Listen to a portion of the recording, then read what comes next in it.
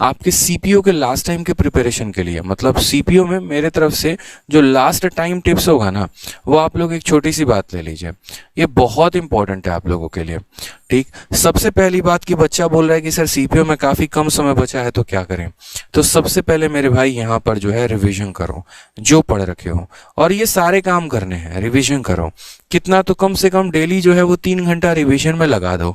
Math में, English में, reasoning में, जीएस में, ज़रूरत पड़े तो इससे ज़्यादा घंटे भी दो, लेकिन डेली के डेली यहाँ पर जो है ये आपका इस बार के सीपीओ के लिए टारगेट है कि 3 घंटा रिवीजन के लिए देना है। रिवीजन के बाद क्या करना है, तो जो चीज़ें आपको नहीं आ रही हैं उनको सीखना है आपको बहुत अच्छे तरीके से, यानी लर्न दोज थिंग्स, जो आप अपने इनकम्प्लीट चीज़ों को सबसे पहले पूरा करिए। मैं यहाँ पर ये बोलूँगा, जैसे आपको पता है यहाँ पर कि रीजनिंग का डाइस टॉपिक बहुत इंपॉर्टेंट है, ठीक है। तो इनकम्प्लीट जो आपके पोर्शंस हो गए, जो आपका सिलेबस हो गया, सबसे पहले तो उसको कंप्लीट करो। जैसे मान लो रीजनिंग का डाइस हो गया, मानो आपको नहीं आता है, वो हर बार के मॉक में आप गलती कर रहे हैं, तो सबसे पहले रीजनिंग का आप डाइस पढ़िए। इसी तरीके से इंग्लिश में मान लीजिए कि नाउन के क्वेश्चंस बार बार गलत होते हैं, टेंस के क्वेश्चंस गलत होते हैं, तो सबसे पहले एरर कंप्लीट करिए। वोकैबलरी थोड़ा सा कच्चा सा है तो क्या करेंगे, पूरा प्रीवियस ईयर में जितने वोकैबलरी हैं उनको खत्म करेंगे, ठीक है। तो कुछ घंटे आपको यहाँ पर भी देने हैं, यानी कहीं ना कहीं अगर हम बात करें यहाँ पर तो 3 घंटे तो कम से कम मिनिमम मैं बता रहा हूं कि 3 घंटे तो आपको अपने इनकम्प्लीट पोर्शंस पर काम करना ही करना है, ठीक है। इसके अलावा मैं आपको एक बात बोलूं तो जो सबसे महत्वपूर्ण और सबका पप्पा है वो हमारा है मॉक टेस्ट। और मॉक टेस्ट किसका देना है, तो बहुत बच्चे ऐसा करते हैं ना कि सीपीओ की तैयारी कर रहे हैं तो सीपीओ का ही मॉक टेस्ट देंगे, ये गलत बात है। सीपीओ की तैयारी कर रहे हो तो सीपीओ का मॉक टेस्ट दो, ऐसा जरूरी नहीं है। आप ऐसा कर सकते हो कि इसके जगह पर सीएचएसएल का या फिर आप जो है सीजीएल का मॉक टेस्ट दीजिए, ये फायदा होगा। अब मैं से पूछोगे सर ऐसा क्यों है, तो ऐसा मैं रीजन बता रहा हूँ। बच्चे, ये जो पेपर होता है 2 घंटे का होता है और ये जो पेपर्स होते हैं 1-1 घंटे के होते हैं। अगर आप अपने दिन के राइट नाउ अभी के समय में 2 घंटे मॉक में ही निकाल देंगे तो आपके पास बिल्कुल भी समय नहीं बचने वाला है। इसीलिए आप ऐसा करेंगे कि अभी सीएचएसएल और सीजीएल का पेपर देंगे, 1 घंटे का होता है, जल्दी खत्म करके उसके एनालिसिस कर लोगे, क्योंकि अगर ये 2 घंटे का पेपर दिए तो इसके एनालिसिस भी समझ लो उसी हिसाब से समय लगेगा और वो आपका और ज्यादा टाइम किल करेगा। इसीलिए अभी सिर्फ और सिर्फ सीजीएल सीएचएसएल के मॉक, ठीक है। अब क्या इसका मतलब यहाँ पर ये निकला कि हमको सीपीओ का मॉक देना ही नहीं है? वाह भाई, ये तो सही बात हो गई यार, मतलब सीपीओ की तैयारी कर रहे हैं, सीपीओ का मॉक देने से मना कर रहे हैं। और मना नहीं कर रहे हैं भाई, सुन तो लो, यहाँ पर हम ये कह रहे हैं कि सीपीओ का मॉक देना है, लेकिन सिर्फ और सिर्फ संडे को देना है। क्यों ऐसा करना है संडे को?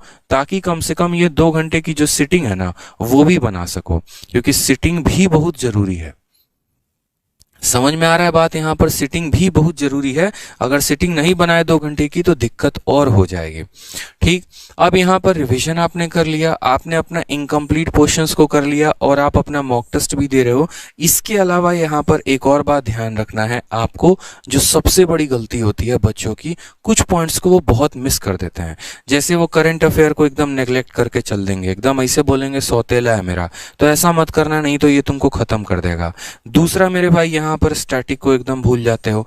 नहीं, क्या जरूरत है फोकस करने की, कौन देखता है स्टैटिक पे स्टैटिक, हम लोग तो सुपर आदमी है, शक्तिमान का एकदम सुपर पावर है हमारे अंदर, ठीक है। ऐसे ही टपाटप वहां पे एकदम नवजोत सिंह सिद्धू वाला ब्रेन वाला आ जाएगा और हम लोग जो है यहाँ पर आराम से एबीसीडी जय माता दी करके कर देंगे।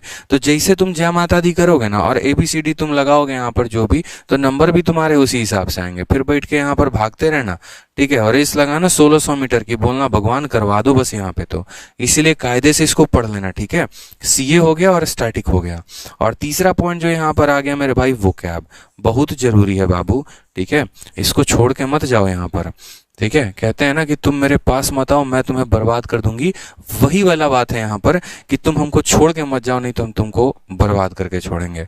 तो वोकैबुलरी भी पूरा का पूरा ढंग से रिवाइज करना ना पेपर के लिए, ठीक है। इन चीज़ों का थोड़ा सा ध्यान रखना है यहाँ पे।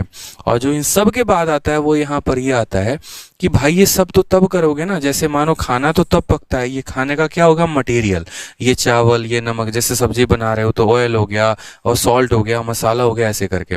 लेकिन वो तब बनता है सब्जी जब हमारे पास क्या होता है, चूल्हा होता है, बर्तन होते हैं, ठीक है।